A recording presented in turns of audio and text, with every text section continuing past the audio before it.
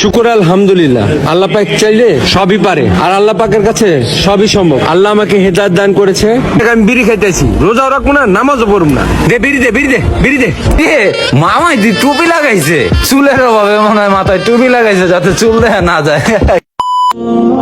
Hello, আমি নামাজটা পড়ে বাসায় আসতেছি। কি লাগবে আমার কই, আমি বাসায় এসে সবকিছু কিনা দিমু। আচ্ছা মামা, এই রোজার মাসে রোজা কেমনে রাহে মামা? এই গরমের ভিতরে কত?